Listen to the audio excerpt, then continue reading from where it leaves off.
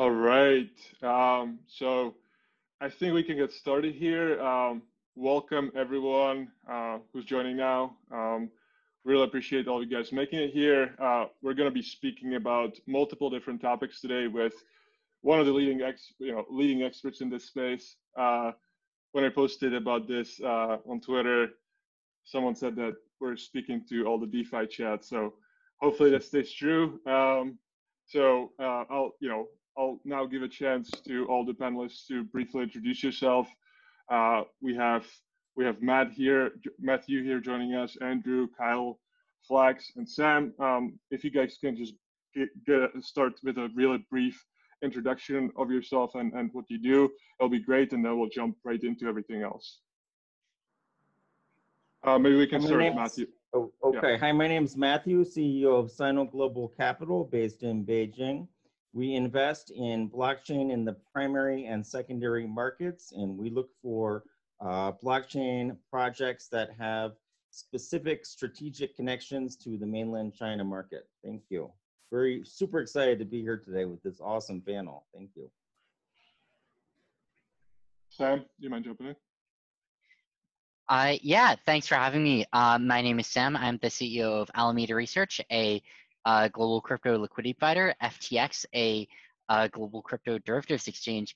And I've also recently been building out Project Serum, which is a fully on-chain decentralized exchange with order books. Great. Flex, do you mind jumping in? Yeah, sorry, because my signal was not very good, because I think Zoom has disabled China for some reason. But I'm trying my best, to follow you guys. Yeah, it's Flex. I am the CEO and the founder of Babel Finance, and Babel Finance has been providing comprehensive financial services to our clients. For example, the miners and the trading firms and our counterparties, in the same industry. For example, are the people who was providing lending services to other people. So yeah, basically we are trying to provide lending, asset management, and prime finance services to the industry. Thanks. Kyle. Yeah, thanks for having me. Kyle Davies, founder of Three Arrows Capital. We are a trading firm first. We do a lot of derivatives trading, borrow and lending, and we also do primary investment. So pretty heavily in the DeFi space, but also in some centralized exchanges as well. Great. And Andrew? Yep. Hey, this is Andrew Kang. I'm managing partner of Mechanism Capital. So we invest across the crypto sphere. We look at everything from mining to exchanges, but really our focus for some time has been in the DeFi space. We like to take a very kind of hands-on approach when we're looking at and investing in crypto projects, and really leveraging our experience having been involved with these DeFi communities for a while. Great. So as you guys have heard, all the panelists have some interest or some involvement in the DeFi space, and that's what we wanted to focus this webinar on mainly, just because it is the thing that everyone wants to hear about, and it is the thing that excites all of us. So I want to start with a simple question, and that is, we've seen the total value locked grow from a little bit more than $1 billion to now almost $7 billion in the last 2.5 months. So really rapid growth, even though total value locked is not the ideal metric, it still shows how quickly the DeFi space has grown. So if maybe you start with Kyle, how did this happen so quickly, and did you see this coming this soon? We did not. We saw it coming, but not this fast. And our thesis in DeFi is very much focused on just a couple pillars. It's very much on the trading side, and it's very much on the borrow and lending side. And that's basically where we thought the initial interest in DeFi and initial usage would come from. Things that are second order or things that are unrelated to finance, we weren't entirely as confident about. But trading and borrow and lending, we very much were. So we invested broadly across the space. We didn't just do one project. everything's composable. And we also focus very much on Ethereum. That's the other thing. I think there's some other things I'm sure Sam will talk about that are on other chains. And that's really interesting. We are looking at that space. We have invested a little bit. But for us, the initial wave, it was very much about composability, very much about Ethereum, very much about projects that are friendly, that interact with each other, that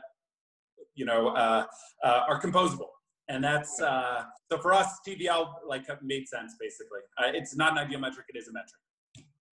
Cool. Andrew?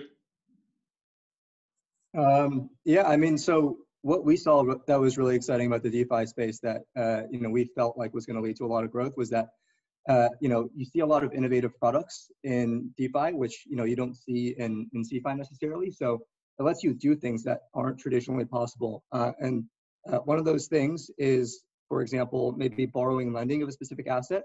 So, if you take, YFI or Compound or Lend, for example, these are assets in which, we are actually pretty interested in borrowing, lending ourselves, but there's not really a liquid market for that in traditional lending desks.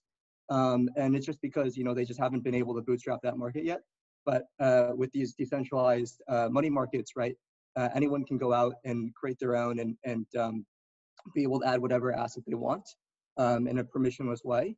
And so, that leaves the door open for these decentralized protocols to come in and take up a good bit of market share because they're offering services that other people can't. And that applies across both borrow and lending and also listing of assets because, traditionally we see, listing of a project on an exchange to be kind of a very tough ordeal.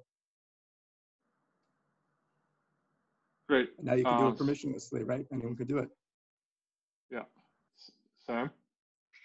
Yeah, I definitely didn't see this coming. And it's sort of wacky. It's not super sustainable in some ways. And I mean, it's sort of this like interesting experiment in like, if everyone just decides something's worth a lot and then buys a ton of it and then puts it all, locks it all up to get even more of it at a really fast rate, is it worth a lot? And for a while it can be. I mean, I think that there is a real extent to which that can be self-sustaining, but I also think that like really ugly things would happen right now if people started selling off a lot of these assets that are locked up.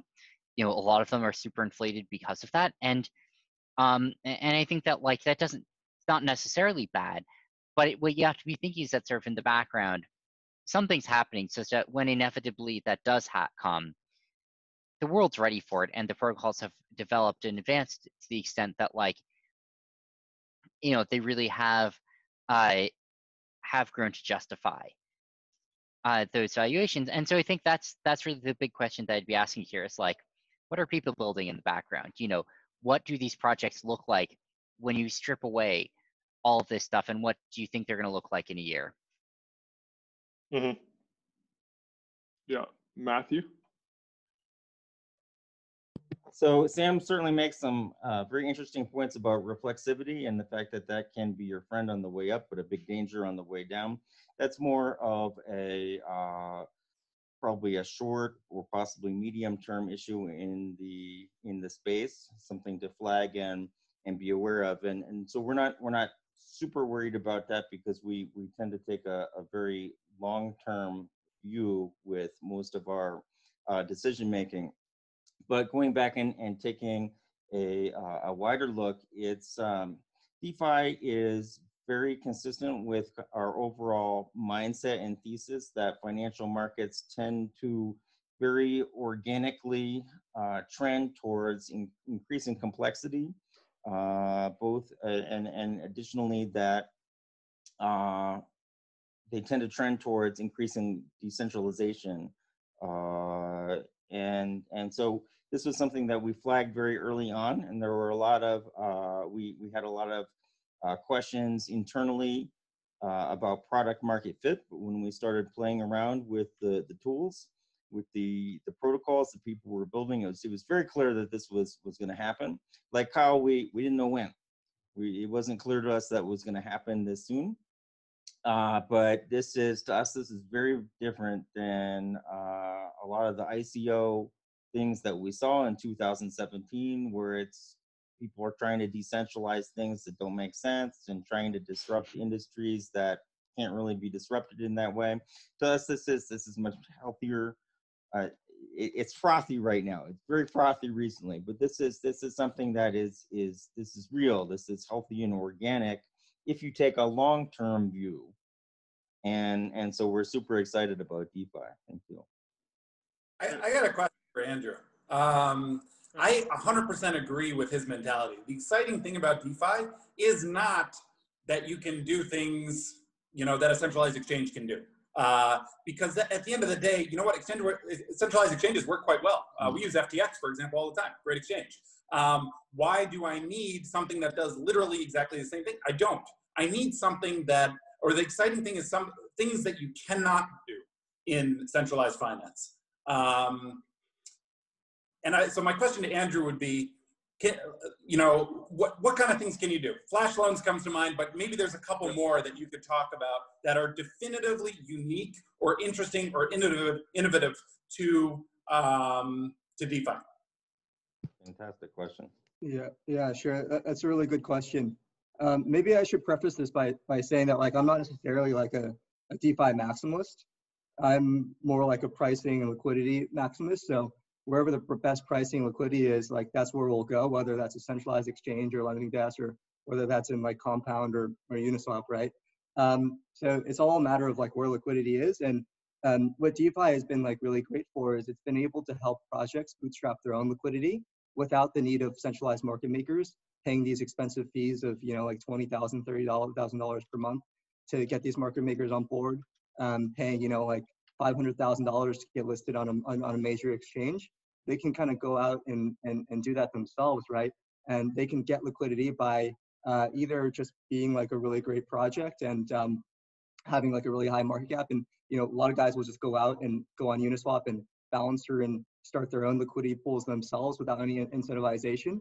Or, you know, you'll have a lot of these projects just go out and say, hey, look, we don't care about listing on a centralized exchange, but we want to make sure that there's really good liquidity.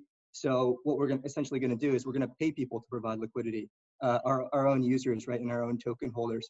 And they'll do that by saying, hey, like, maybe we'll allocate 10,000, 20,000 tokens, you know, a week of our project to all of these liquidity providers in Balancer or Bancor or Uniswap.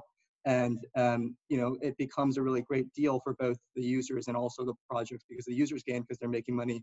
The projects gain because there's more liquidity for people to enter and exit their project. And it's all kind of like a very frictionless, seamless process, which, you know, you can do in, you know, a day or two, whereas previously it would take months, right, to get a good listing in place. So we're seeing a lot of projects go out there and say, hey, look, screw the centralized exchange listing. Like, we'll just do it on, you know, we'll do like an IDO on Mesa, then we'll list on Balancer, or we'll list on like Uniswap. But to them, it's like, it's the same. And it also, distribution is better as well, because they're reaching the DeFi crowd, right? They're not reaching, I don't know, like the retail, you know, pump and dump. You know, we're in this for like a trade type of crowd, right? But they're reaching the people that are actually using these products. Community bootstrap is huge. I think that's one of the biggest things to me. Yeah, Flex, do you want to jump in? All right. Actually, for me, from my point of view, that currently the DeFi participants, they are really looking at the so-called high yield, which is quite like a liquidity illumination. Namely, it's quite like a traditional Ponzi scheme that people can be attracted by this illuminated yield, but actually on DeFi protocol, they think more fair in a better way, in a transparent way, so people can play around that. And it also brings a very, very good arbitrage opportunity to people can actually drill up the CeFi money to DeFi world to earn a yield, a very good arbitrage opportunities. I think it cannot really sustainable in longer term, but it could be a good opportunity for the short-term traders to get yield from this DeFi protocol. But yeah, you know, everything. You cannot produce L from L, right? Energy is kind of You cannot produce energy from nothing. So who will pay the final bill? I don't know, but every participant will think they are smarter, they are faster, and they can cheat. But finally, who will be the final winner? I don't know, but yeah, it can really push DeFi move forward, because I think Uniswap, those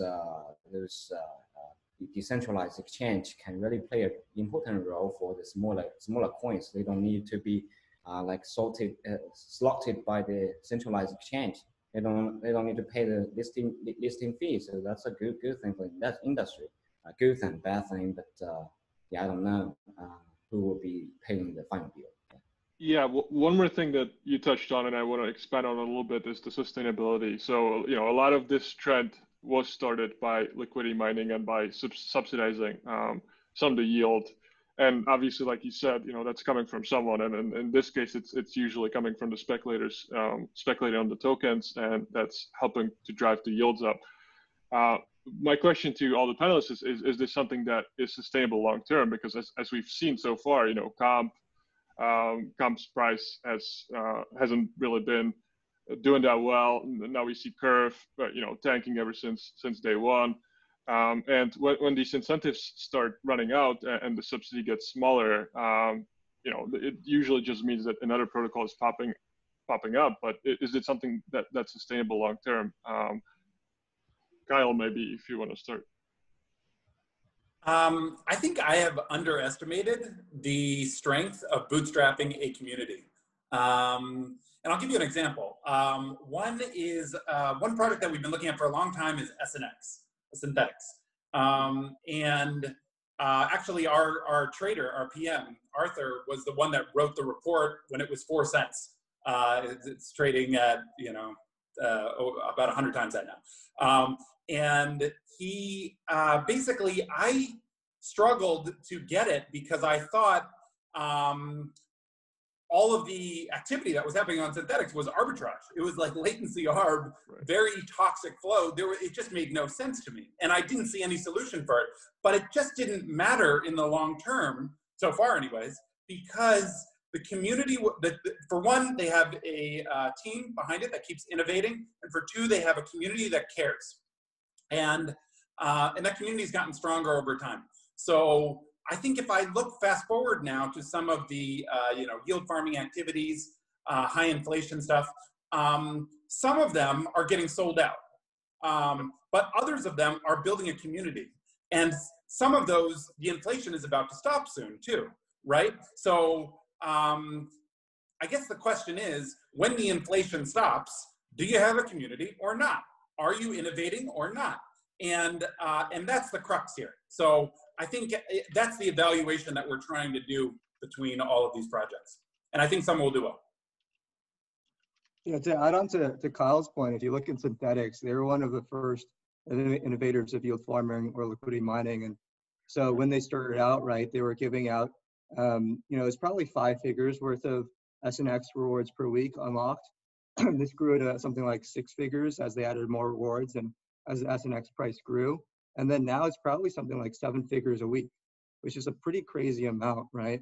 And, you might look at this and say, like, if people are liquidity mining like 7 figures a week of SNX, and like, they're presumably all selling it, like, won't this have like a negative effect on SNX price? But, you look at the price chart, it's gone from like 4 cents to, above $6, holla. So, that's obviously not the case for like every single project out there. It depends on how strong the community is and how well valued they think your project is. This is one thing I don't want to build on. This is there's a couple aspects of this that make it very important.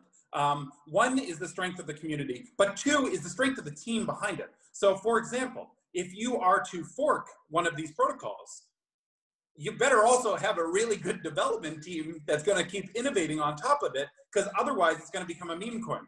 And the question is, meme coins can do well, they can do poor, but like at the end of the day, like who foots the final bill? I think is the main question. If there's innovation still happening, I think there's more power to it. That's a good point, because you look at something like Oikos Crash, which is like a fork of synthetics on Tron, right? Like they were doing like a lot of the same things that Synthetics was doing, like having these liquidity mining programs, but they just didn't succeed because they didn't innovate. They just kind of copied the code, and when they had these liquidity mining programs, a lot of people were just kind of selling out. And at the same time, you have like a lot of risk with these copycat protocols as well, because they just haven't been through the same attacks and just like situations that the original protocol creators have been. And like we were just saying, looking at this and saying like, this is definitely going to get exploited, because Synthetics has been, I guess like exploited before in terms of people sending it toxic flow or front running oracles. And, we're like, if this gets big enough, like, we might just look and try to send some toxic flow their way as well. So one thing I'd say, rather than I kind of disagree with that a little bit. I don't think that's why a lot of these copycat protocols don't take off. I don't think it has anything to do with the development teams. I think it's all a meme. And I think that they just did not successfully build up a big meme amongst customers who are really excited to get extremely long a hyperinflating coin. And that's a really hard thing to do, right? This coin should be crashing to zero. Given the hyperinflation, all of these should, but they're not. And what does should mean? I don't know. It's whatever the market decides, right? And so like, it's sort of this miraculous suspension in error act that a lot of tokens have been able to pull off right now. And I think that's like been extremely valuable short term and probably pretty valuable long term for them as well. I think it'd be crazy to think that it just all evaporates tomorrow, although some of them will, but many of them will at least to some extent persist. I think you look at a lot of these forks that didn't take off, and sure, you can talk about the dev teams. I think in some cases that's relevant. But like, I think most people who trade Synthetics couldn't name a single innovation Synthetics has done ever, let alone in the past year. They're buying it because Degen Spartan typed SNX on Twitter. Like this is sort of not related to dev work for most of these projects. The other thing that I'd say, just popping back a stack, is like, I think it's just worth explicitly saying the liquidity on AMMs is absolutely garbage. I mean, it's really beyond atrocious. I think that's just like worth noting whenever you talk about how much liquidity you're generating for these projects, is like pulling up like ETH USDC right now on Uniswap. If you want to buy 1,000 of those, you have 4.5% slippage. That's like 100 times the slippage you get on a centralized exchange, like literally 100 times. And not even like looking at the various fees you're paying. So it's like, and not even considering the fact that you have to have this order sitting out there for 5 minutes and spending a few dollars just to send it. And I think that this works decently well for real shit coins, where people don't realize they're getting run over, and so they sort of like stupidly provide for free, and also where real liquidity fires aren't going to bother providing in them. Maybe they're wrong not to, though, given how much some of these are running up in price. But when you talk about like sort of this beautiful thing that's happened, like I think it really is worth taking into account exactly how poor the liquidity that a lot of these things are generating is. And I think it really has much less to do with liquidity, which, as someone's pointed out, it's not even clear that's the goal, as opposed to producing liquidity for a lot of these things so that they can run up more easily. I think it really is all about the network effect and all about how much you can spread the meme amongst bag holders. And yet they're still trading 200 million plus a day. I guess that's my point. Yeah. The UX is so bad, and yet trading $200 a day. Oh, so I totally agree. The meme is unbelievably strong right now. Like, it's like off. I mean, this is sort of Hertz and Tesla level in terms of how much, how much excitement these things are drumming up amongst retail, and then amongst VCs sort of a month after retail.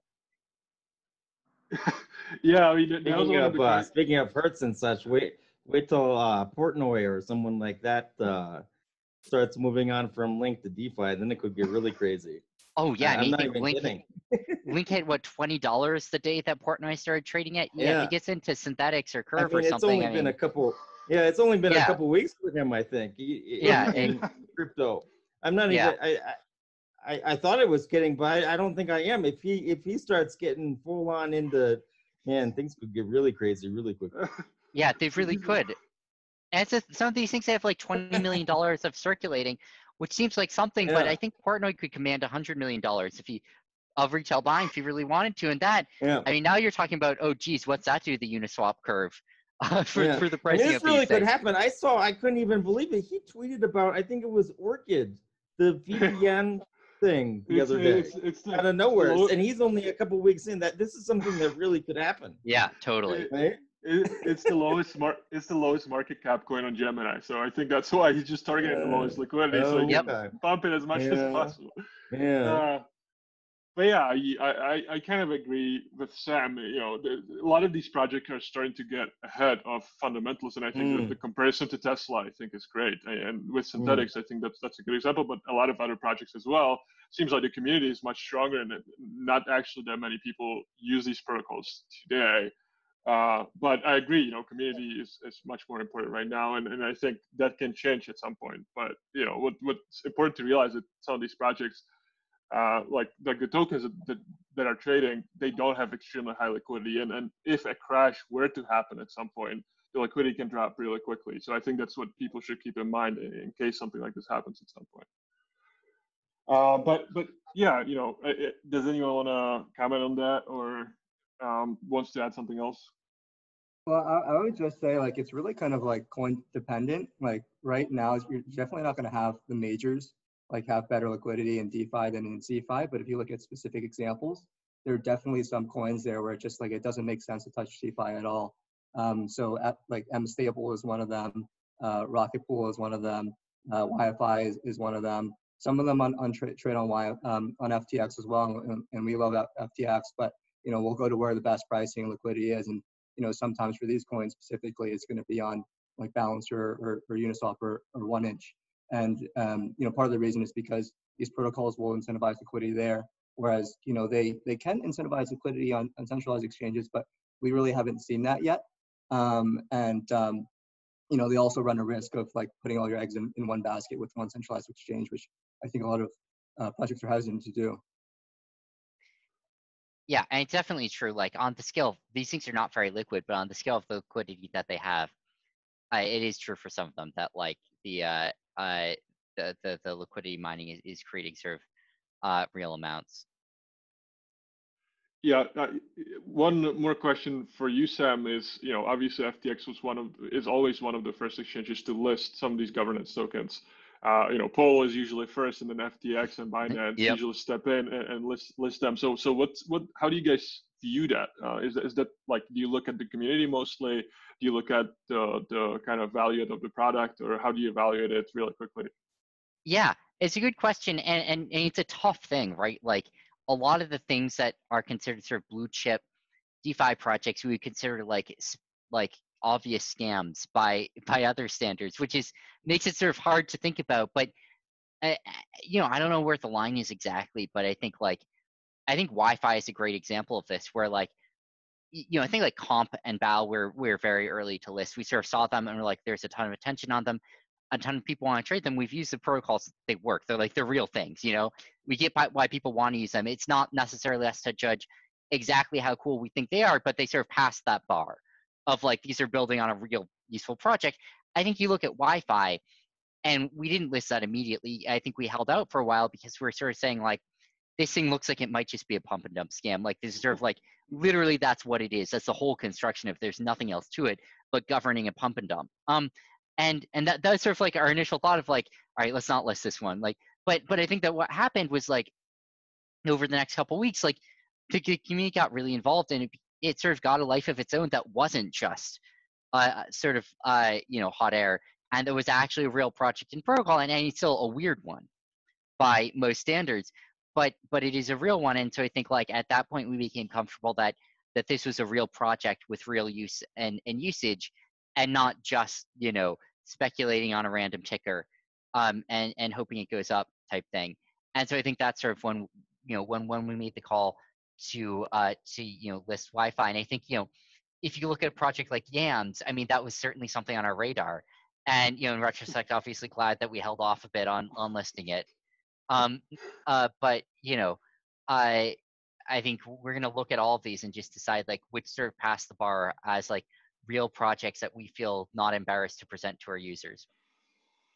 Yeah, that's another question that I wanted to talk about to everyone else as well, is the line between, you know, a legitimate project with a community versus something that's closer to a Ponzi scheme or a pump and dump coin. And we've seen quite a bit of that. Like, you know, like Tendies are quite similar to a lot of different Ponzi schemes. You know, Yam is a good example as well.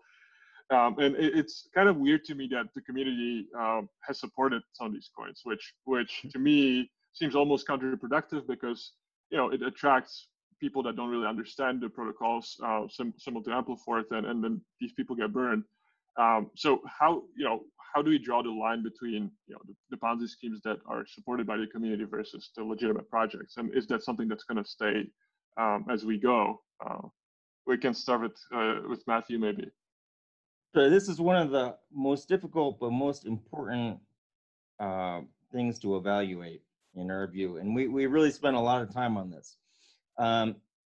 So for us, the first thing that we try to do is we try to the greatest extent possible to differentiate between people that are obsessed with the product versus people that are obsessed with the memes.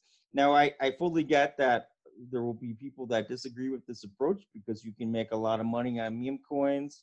But for us, that's a risk mitigation factor because in our view, a meme coin also has much more downside risk, even though the meme can go viral, et cetera, you can make a lot of money. But for us, we're probably a lot more traditional, and we want to see people that are actually obsessed with the product. And then later, if the memes take off and this, that, and the other, then that's a lot of fun upside for us.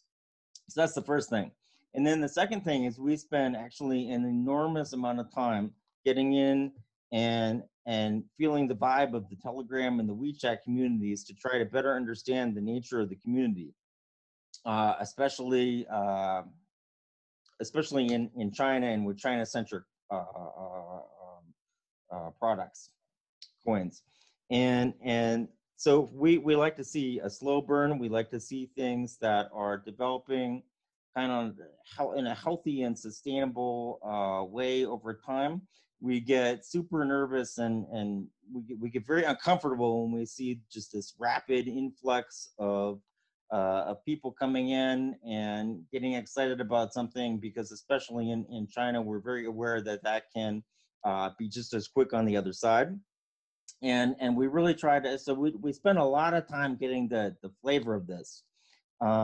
So overall, I think the number one thing to do is to find people that are obsessed with the product.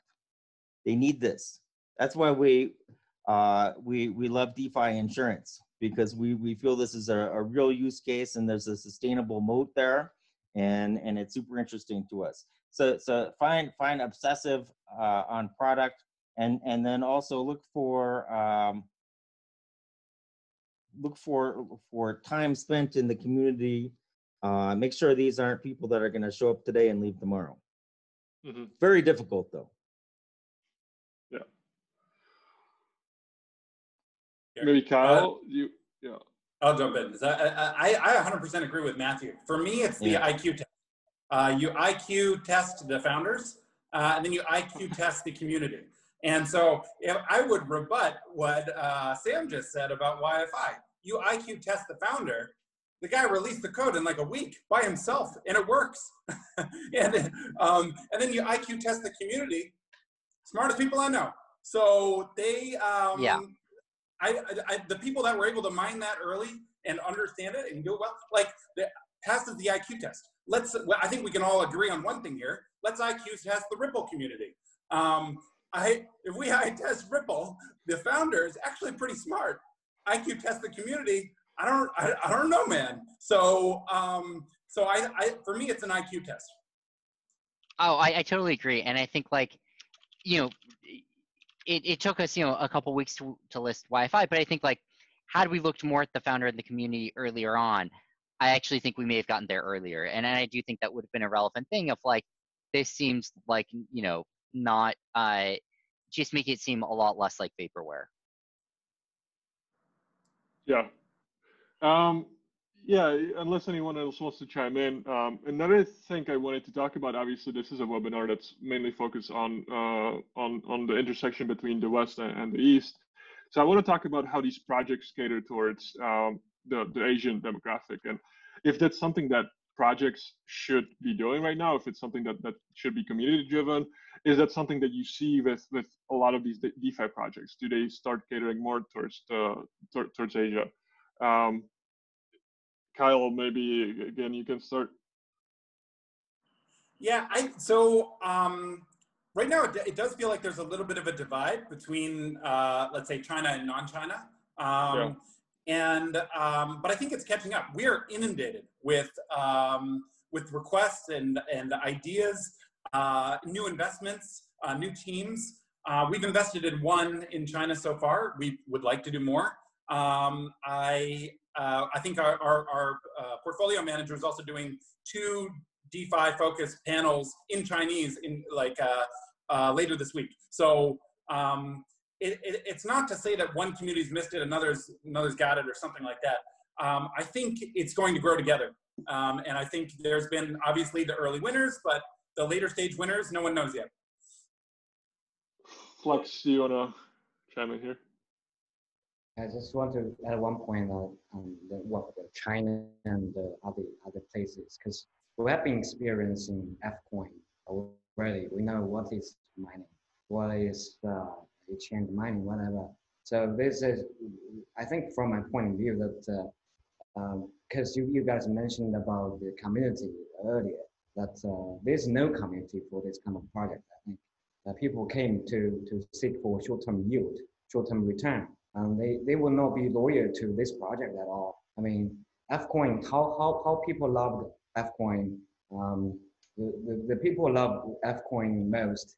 Now they actually blame the project most. So actually people who love the most will blame the project most in the future as well. I mean, from my point of view, because the people who paid the final deal will just get lost, and other people will earn the money, right? So I think we have been experienced too many kind of DeFi projects, or not DeFi projects, the farming projects. So yeah, we know what will happen. And so this is the reason why Chinese community is not very into this kind of project.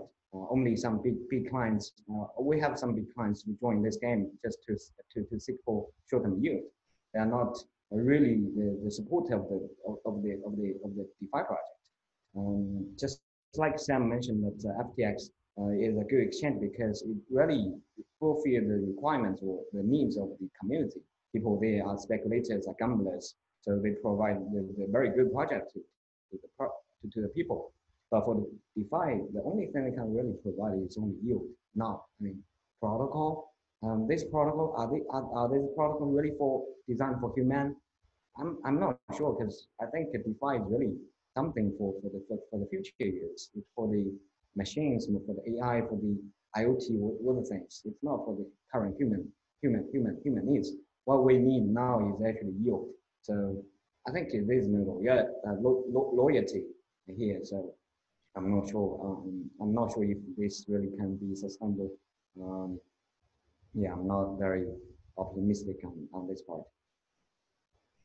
Yeah, maybe I'll jump in here, because I think this this framing around DeFi and the relationship to F-Coin is something that we hear about quite a lot, and I've written about this in a good Deribit Insights article. I recommend everyone give that a read. Really, like when people say, like, look at yield farming, they see these high yields and they see these incentivizations by these protocols, and they think back to F-Coin, right? Because F-Coin did this around 2 years ago, where they had what was called transaction fee mining, where they were paying out rewards in their own token for people that were transacting on their exchange, right? They would just rebate back whatever transaction fees people paid, 100% or even like 130% in their own token. And what that ended up happening there was people would just wash trade, right? And people would do these transactions on the exchange and it would blow up the volume, but it wasn't meaningful volume. There wasn't meaningful liquidity derived from there. And so, this whole liquidity, explosion kind of all died down very quickly, and F-Coin ended up collapsing. I would say that, things in DeFi are done a little bit differently. And kind of the fall of F-Coin was not because the concept of incentivizing a network with a token was a bad idea, but it was more so the way that the program was designed was bad, right? You had incentivized people to make transactions on the exchange. That is a sign of liquidity, but that's also something that's easily gamed because people can just trade against themselves.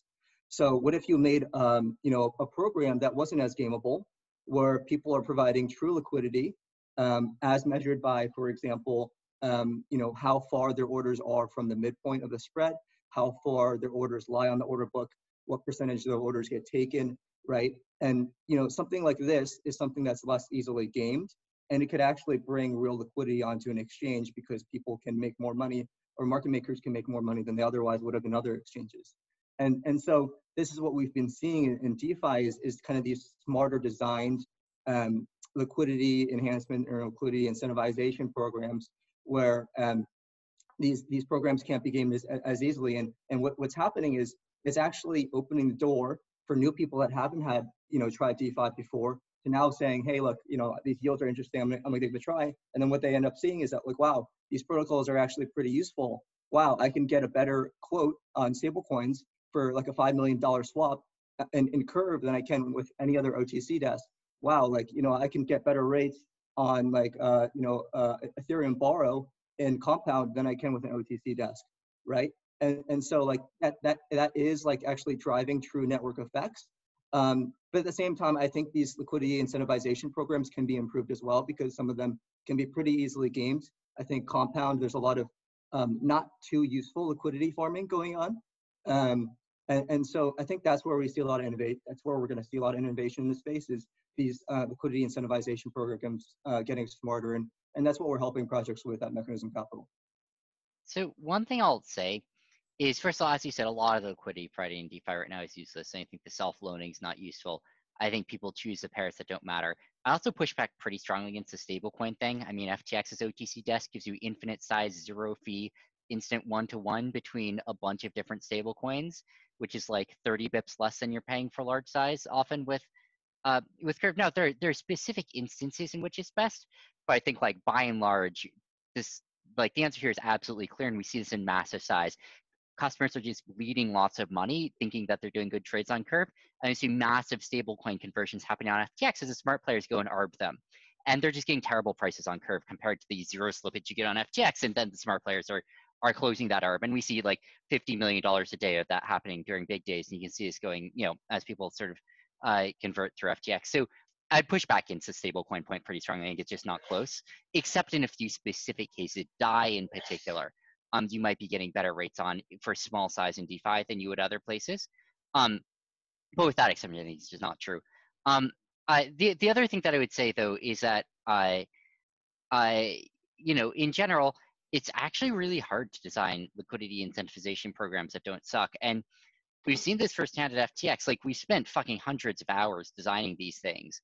And then we turn it on for a month, and some market maker spends 30 hours designing a market making bot specifically designed to meet the exact criteria we have while never providing any actual liquidity. They just cancel right before they'd ever get filled.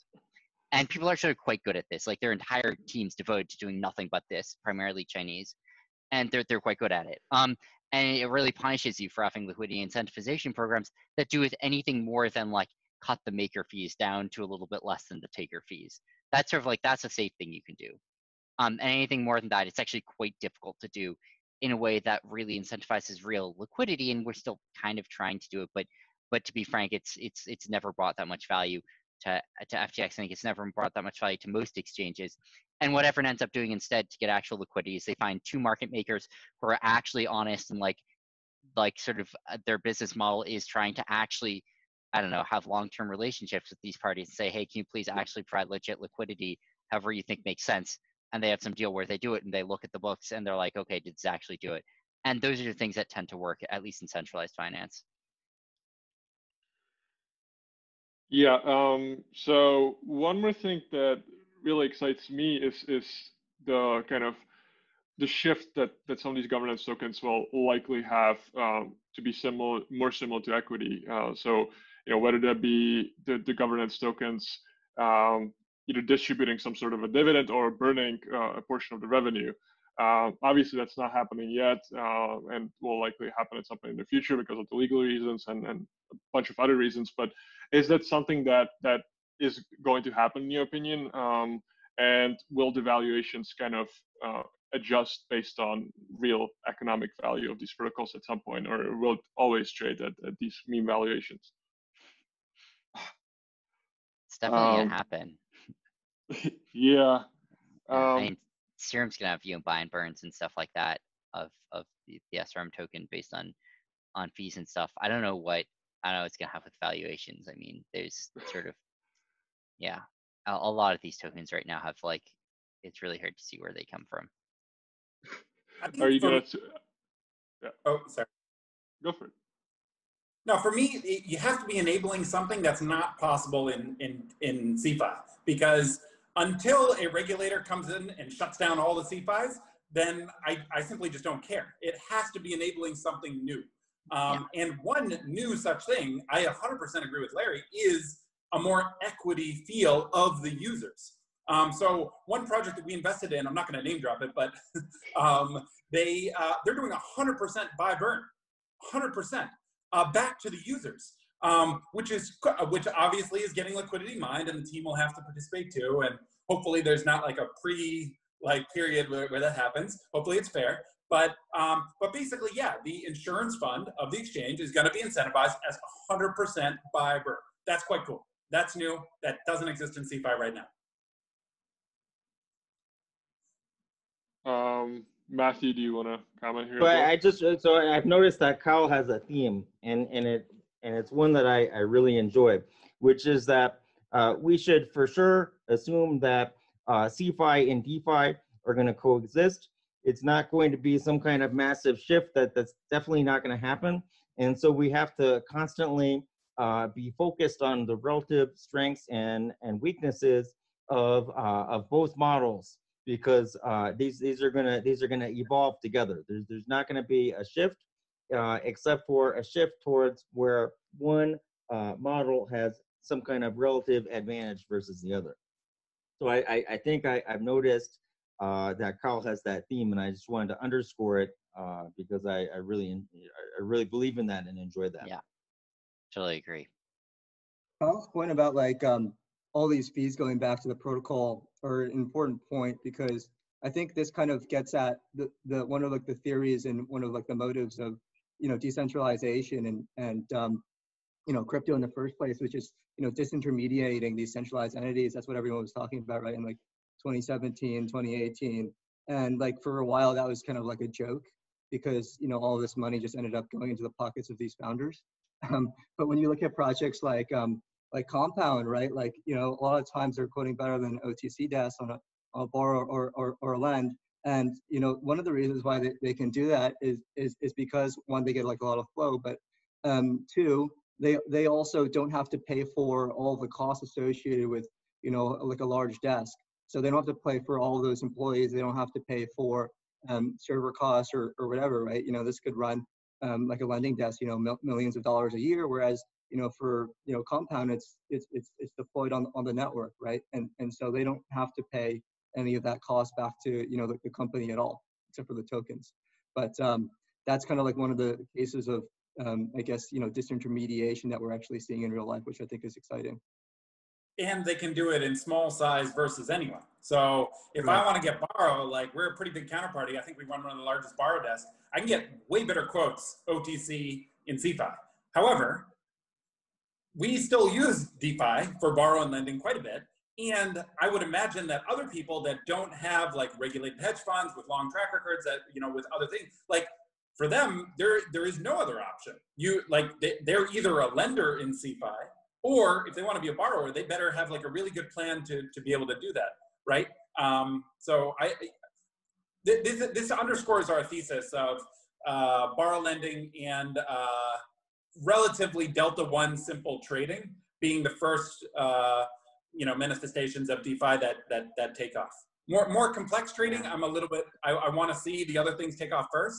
I've been a critic of options, for example, but more straightforward kinds of trading, just swapping token for token, or you know, Delta One derivatives. I think that kind of stuff is really the story that you're seeing right now. Yeah, I totally agree. And like, you know, I sort of was wishing on some of the liquidity of DeFi, but that's like ignoring the fact that it's DeFi. And if that's what, you know, there's sort of a lot of advantages that one, which you guys have touched on, that anyone can use it, and it's simple and easy. And you don't need to like have a network or connections, or like, it's just a fucking pain to get set up with all the things you need to access some of the better rates. And also for small size, it matters a lot less. And, you know, how things scale. And so I think that like there's real use of these things, even if they aren't sort of like the cheapest, most scaling thing for everyone in the world or something. Yeah, I mean, if you were to look at a specific example of this, going back to our case about stablecoin swaps, right? For say like a large scale like market maker or a trader, they're going to get lower fees on exchanges because they're at the highest tiers and they do a lot of volume. But for someone that's small, right, like they don't have that tier, and so they're paying like the base 7.5 BIP or 10 BIP like taker rate. And for Curve, like that standard rate is 4 bips. And so like that is a case where it would be cheaper for somebody to trade in DeFi. Yeah. And then there's also the case where it's like, you get a lot of flow in Curve where it's the case where it's like, this is more than $100 million a day. And that's more than a lot of centralized exchanges now. So, Sam, you mentioned that, people are arbing FTX and Curve, but I think it's kind of unclear like who's arbing who now. I think it's just, both these exchanges are now getting a lot of flow and they're just being arbed against each other. I don't know. When you're arbing two things that can both be created and redeemed for $1 in 30 minutes through Silvergate, I think it's pretty clear who's arbing who. But when it comes to the protocol tokens, I agree. And I think in those, often Uniswap is the leading leg. Yeah. Another thing I wanted to talk about, because I know the panelists have maybe different opinions, but definitely strongly opinionated on this, is the fees on Ethereum have gone up recently. Now they're down a little bit, but they were at one point almost 400 Gwei, and it costs like $20 just to make a simple Uniswap transaction. So what that incentivizes is that new L1 protocols are starting to kind of cater towards DeFi. We've seen EOS, we've seen Tron, stuff like Serum. But a lot of these L1s are now focusing on DeFi as well. And then we also are starting to see some development of L2s, optimistic rollups. I know Uniswap is considering switching to L2 as well at some point, or at least complementary. So what are your guys' views on that? Where do you think that's going to go? And obviously, when a lot of retail people come, the fees are going to go up. That's inevitable. And we've already seen that. So what do you guys think? Maybe you can start with Sam. I know obviously you're working on Serum. So. Yep. Yeah. I mean, I think that there's sort of a question. I think it's very entwined with the question of how big DeFi gets. DeFi just can't get any bigger on Ethereum. It's just hit the limit. And I mean, DeFi, like, it might kind of stay in this current state and or die away, and maybe nothing ever takes over Ethereum. That'd be sort of sad, but it could happen. If you want to scale a lot bigger than it is, it just can't be on ETH. Now you could imagine it be on L2s on ETH. I think it's kind of silly. Like, as long as you're doing that, you might as well choose the L1 you want. Like, you might as well choose a layer 1 protocol that's way faster. Just gonna make things so much better. It's possible that you end up in this sort of weird in-between state where you have layer 2s on a shit protocol. But it's sort of, it would be unfortunate. And I think if you look at what's sort of the real win case here, the real win case here is that you have the fastest possible layer 1. And then to the extent that even that's not enough, you have sort of layer 2s and or shards of it that are itself, that are the same thing as it, syncing up with it via rollups or something like that. And so it's sort of like, I agree with some of the vision of the layer 2 folks, except I think like first you switch to the layer 1 that has, 100,000 times the capacity, and then you go execute that vision. And that's how you really scale things. And again, I'm not sure we're going to get there, but I think if we do, that's what's going to really unlock DeFi to be able to grow a lot and crypto to be able to grow a lot to some extent. And I think that's why in the end we ended up building Serum on Solana. It's just like, we're sort of thinking, what's the big upside here? What's a real win case? What's the case where this can get fucking huge? And the answer is, you're shooting for that. Well, you should put it in the best possible state to be able to capture that. And that means it needs to have a lot of capacity. And you just can't get that right now on Ethereum. And I don't know if we're going to get there again. The sort of network effect is huge on Ethereum right now. And I think that's the case in which we stay there. But I think that's also a case in which it fails to grow. And that if it does move, it's going to be a combination of interchain interoperability combined with a giant sort of everyone stands up at once and walks over and sits down somewhere else. That could actually create a shift. Does anyone else want to chime in? I guess my question for other layer 1s is, why is Serum better than FTX? Oh yeah, I mean, it's a good question, and like to some extent, obviously, part of the answer might be like, I don't know, just use FTX. Like if what you want to use a centralized exchange experience, then to some extent, I think people will, and that is what it is. But clearly, there are a lot of people who want to use decentralized finance, and I think there's a lot more who aren't using it right now who would want to if it sucked less in a lot of ways. And I think that like, Serum is in large extent a bet on that, a bet on the capacity of DeFi to get really big. And, maybe it doesn't, that could happen. And if it doesn't, it doesn't. But I think it's really hard for it to get super big in a scalable way without doing something like what Serum's doing. And I think that if you're looking at an open free protocol that everyone in the world can use, and you're looking at composability, which is an important part of DeFi, and right now it exists only in Ethereum, but that's not something native to Ethereum. It's just that's where it's happened to grow up, and that could move. And it really isn't that much work, all things considered, to move it to a new chain. I mean, it's a lot of work, but not on the scale of giant projects. And I think that's just like a gigantic, like sort of unfathomably big win to do so. And the thing that'll allow it to scale. And so I think all of the composability, all of the network effect, and all of the freedom to build and to use that you see with DeFi is something that could exist on most chains. And I think that, yeah, if it's going to scale, it's going to be on a faster chain. So, Sam, question for you is, I think one of the reasons why a lot of liquidity is in DeFi right now, a lot of activities in DeFi is just because Ethereum, or on Ethereum, is because Ethereum has a lot of tokens with a lot of value. Yep. And so I guess, when you're talking about a different chain, what is the plan to be able to, replicate that experience? Is it like wrapping tokens, or is it getting tokens to launch their own Solana, I guess, tokens? Right. So eventually, sort of the end goal is that everyone just launches their own tokens natively on the chain. That's best. But as an intermediate thing, I think there's sort of like a step-by-step thing. One step, you just have a centralized wrapper, and for all intents and purposes, it mostly works. It's not perfect, and it's not the long-term solution, but it gets you like a lot of the way there in like 30 minutes of work. And that lets you start the process, and that lets you have it exist on multiple chains, as actually most coins, I don't know about most main coins do now. And then step two is you do sort of optimistic rollup based, provably on-chain wrappers.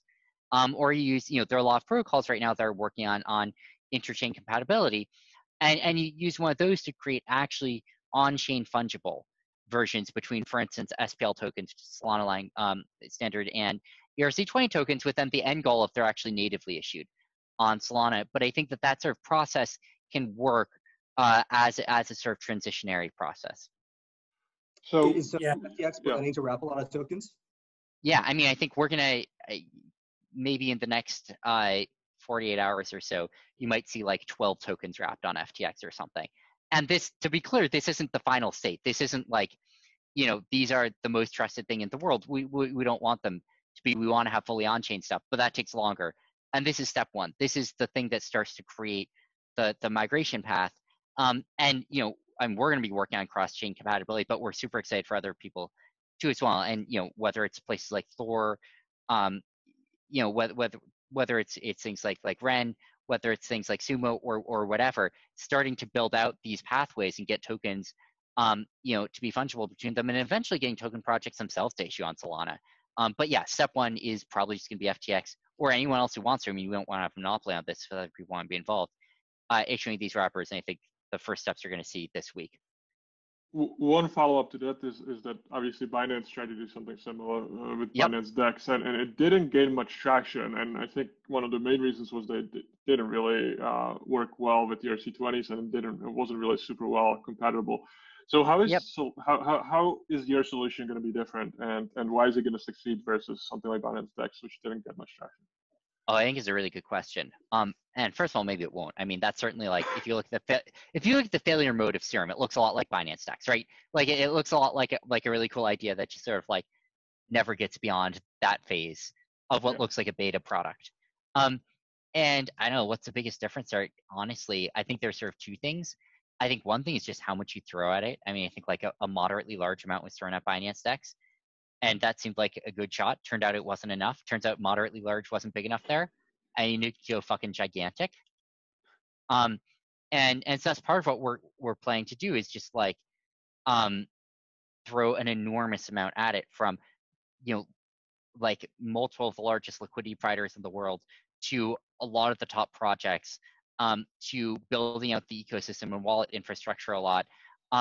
Also, Solana is just another factor of 100 or so faster than Binance Chain, and that's a pretty big factor of 100 that allows it to do a lot of things that Binance Chain couldn't quite do, including having a massively scaling ecosystem with kind of complex structured products and things like that living natively on it. I see these things kind of coming at it from separate angles, because you've got Ethereum DeFi is very much organic. And like I think we've all said, the UX a lot of the time starts out pretty bad, and it's getting better over time. But despite the bad UX, there is actually a large amount of volume and a large amount of value being created and pretty strong communities. And then there's other people that are coming in from the other side and saying, we're going to build better solutions inorganically. So Web3 is launching today. We're invested in Polkadot. We're excited to see what happens, but they have approached it from a very different angle, right? And Solana also very different. Serum, very, very different angle. So it's almost like a bottom up or a top down question. And the end state, I don't know, like could be better, could be worse, but like the beauty of DeFi right now anyways, is that it's, despite the bad UX, organic and strong with the community, like because, like for that reason. So for me, that's like I have invested in a number of these other things, but my question is always, you know, like so today there's zero traction, like Polkadot hasn't even launched yet, right? But let's see in 2 years, did they manage to bootstrap the community in the same way as ETH? Did they manage to, you know, get some, because even if the tech's better, like I guess the point is, your competition is not other DeFi, because other DeFi is organic, and this is by definition not organic. So like the competition is CeFi. You're like competing head on with CeFi. And is Serum better than FTX? I don't know. Like maybe it is, maybe it's not. Is it better than other DeFi? Well, no, it's not organic, right? So then the question is like, okay, can you bootstrap like one plus the other? And I have invested in a number of these other things, so I believe that is possible. But it's different. It's definitely different. Yeah, I mostly agree, but I think the thing I'd add is just like that the ultimate goal of Serum is to get that organic growth, and it's going to have to start inorganically, because it's very hard to get, you know, to get to the point that network effect has gotten on Ethereum. And to do as much as we can to kind of bootstrap that and sort of supercharge it, but with the goal of building up something that's powerful enough on its own that then the organic growth can start taking off on it as well. Yep, agree. Web3 has a similar vision. Cosmos has a similar vision. You know, there's a number of these, but I agree. This looks very interesting. All right, we already running out of time, which is unfortunate because I had another like 10 questions prepared, but time is too short. So if you guys can, all of you, close with one kind of outlook for DeFi, outlook for the space in a short kind of fashion. No predictions, but where do you see the space heading in the next 2 years? We can start with Andrew, and then we're just gonna end this. Yeah, sure. So I guess I see this space going is I think we're going to continue to see more innovation. I think the innovation is going to be even more rapid because one of the really exciting things about DeFi is that it allows for permissionless innovation, right? So in fintech and financial technology, which is very hard to do traditionally. You know, in the traditional world, you have to get these licenses, you have to go through these regulatory pathways, you got to be spending a lot of money on legal fees, which I guess, you know, for some DeFi protocols, they do that as well. But you know, this type of process of like launching a fintech product can take from the scale of months, which is very quick, to often years. And you know, with DeFi, you can be able to launch and experiment with new projects in, you know, the span of say a day, even, or 2 days, or a few weeks, right? Like I think Serum was incepted like a month ago or something like that, right? And now they're launching very soon. So you know, that's what's really exciting. And I think a lot of people are seeing this ability for them to launch their own money experiments, whether they have like long-term value or not. And I think we're going to be able to kind of derive a lot of insights and into like what's really useful and what's not. And we're going to find some really useful products along the way. So stuff like the innovation in the AMMs and money markets is really exciting to me. Matthew? 3 things: substantially more traction in China. Number 2, increasing differentiation versus CeFi. And then hopefully, number 3, increasing awareness that DeFi is a tremendously powerful tool, but it's also something that is quite dangerous. So this isn't 2017. You can't just rip code or do it live, because you know, that's could be very bad for people that participate in the project. Testing in production, right? Yeah, Sam. please don't do that. Yeah, I think like I sort of see a few paths forward, and I think one, it sort of like pops out around here, kind of stays like this, crumples a little bit, but stays relevant for a while.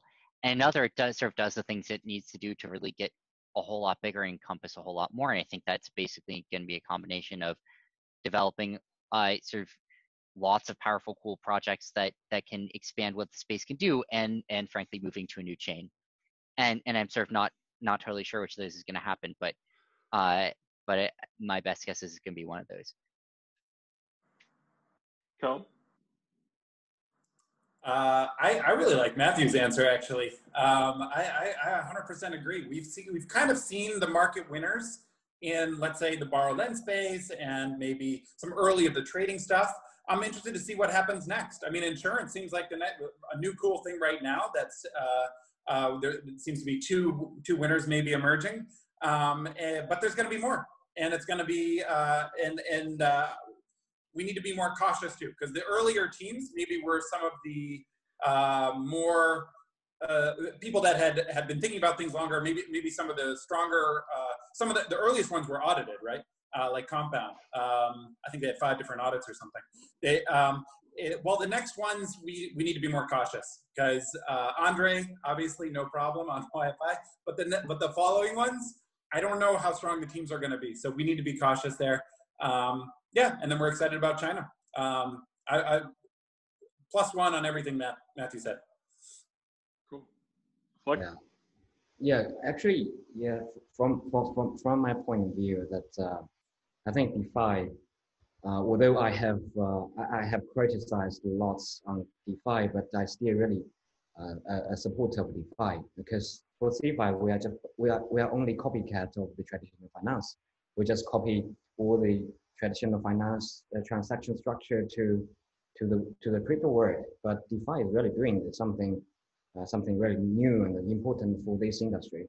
But I still in a position that I think DeFi is not preparing for human being, but it's preparing for the new world. You guys can imagine that if everyone is driving a smart car, or I would say intelligent car, then DeFi will be applicable to that area. Like if you want to go to airport faster, you can kind of get a protocol to pay other intelligent cars to go to airport faster. But that's not for human being. But I really like the idea that it brings new production relationship. It requires a productivity itself. Namely, we need IoT, we need 5G, 6G, we need better infrastructure, we need AI, we need everything else. But I never think these kind of innovation should be stopped. I mean, although we don't have these fundamentals there, but we still need to try to innovate on the protocols to bring new things here. But yes, we need to be cautious. Ponzi never sleeps, right? It always here there. People always use Ponzi, or we always use new concept to bring Ponzi to clients. So be cautious. But why not join this game? Why not bring these new innovations to the society?